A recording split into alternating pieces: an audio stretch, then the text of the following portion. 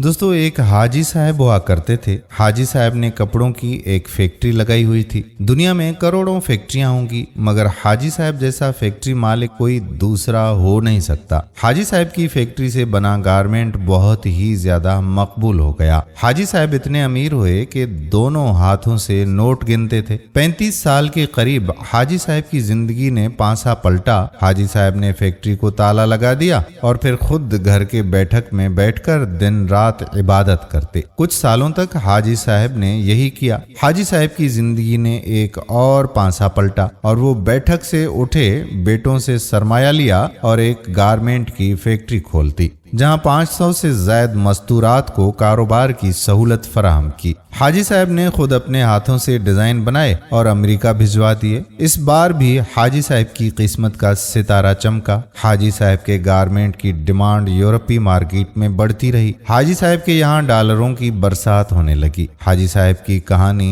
एक कुत्ते से शुरू होकर कुत्ते पे ही आकर अटक गई थी। दुनियादारी में लगे, फिर दीन को तरजीह दी और फिर दीन को छोड़कर दुनियादारी के मुसाफिर बन गए। वो नमाज इबादत से फारिग होकर सुबह फैक्ट्री के लिए निकलते और रात देर तक काम करते रहते। फिर एक दिन और वाकया हाजी साहब की जिंदगी में रूनुमा हुआ। हाजी साहब एक दिन सुबह सवेरे फैक्ट्री के लिए निकले तो उन्होंने देखा कि एक जख्मी कुत्ता उनकी फैक्ट्री में बैठा दर्द से बेताब हो रहा था। उन्होंने सोचा कि क्यों ना इसे अस्पताल ले जाया जाए। उन्होंने रिसीवर उठाया कि उनके दिमाग में एक ख्याल आया, जिसके तहत उन्होंने रिसीवर वापस रख दिया और सोचने लगा कि ये कुत्ता जिसके 3 पैर टूटे हुए हैं, जबड़ा भी जख्मी है और इसके पेट में भी जख्म के निशानात हैं, ये तो अपने लिए किसी खुराक का बंदोबस्त कर नहीं सकता। मैं देखता हूँ कि अल्लाह अपनी इस मखलूक के लिए कैसे खुराक का बंदोबस्त करता है। हाजी साहब अभी ये सोच ही रहे थे कि इतने में एक तंदुरुस्त कुत्ता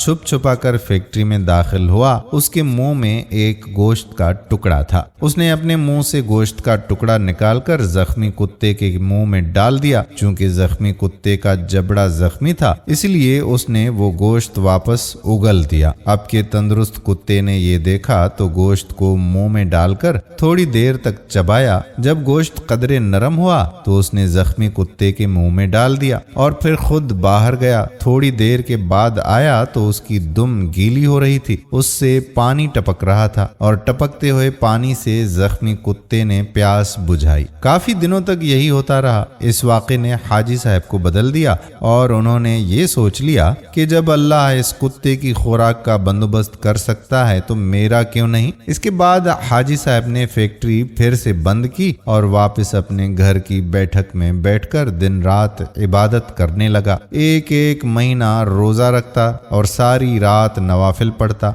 लोगों ने उन्हें सूफी बाबा का लक़ब दे दिया। एक दिन सूफी बाबा की मजलिस में एक नौजवान आया जो पेशे के हिसाब से डॉक्टर था। सूफी बाबा रूहानियत पे बात कर रहे थे। फिर उन्होंने बोला कि मुझे रूहानियत का सबक एक कुत्ते ने सुनाया। फिर वो उस कुत्ते वाला वाकया बयान करने लगे। उस डॉक्टर नौजवान ने कहा कि आपने उस जख्मी कुत्ते से सबक हासिल किया, हालांकि असल किरदार तो उस दूसरे कुत्ते का था जिसने जख्मी कुत्ते की मदद की। उस दूसरे कुत्ते ने अल्लाह की रजा से उस जख्मी कुत्ते की मदद करके उसे जिंदगी बख्शी और आपने क्या किया? आपने अपने मफाद के लिए फैक्ट्री बंद करके दूसरों की रोजी रोटी छीन ली। सूफी बाबा मुआजरत के साथ कहता हूँ कि दीन महज नमाज और कुरान का नाम नहीं, इंसानियत और अखलाकियात का नाम भी है। कुरान करीम और दीन हमें इंसानियत की खिदमत करना सिखाता है। नौजवान डॉक्टर की बातों ने सूफी बाबा को एक बार फिर हाजी साहब बनने पर मजबूर किया और वो उठे,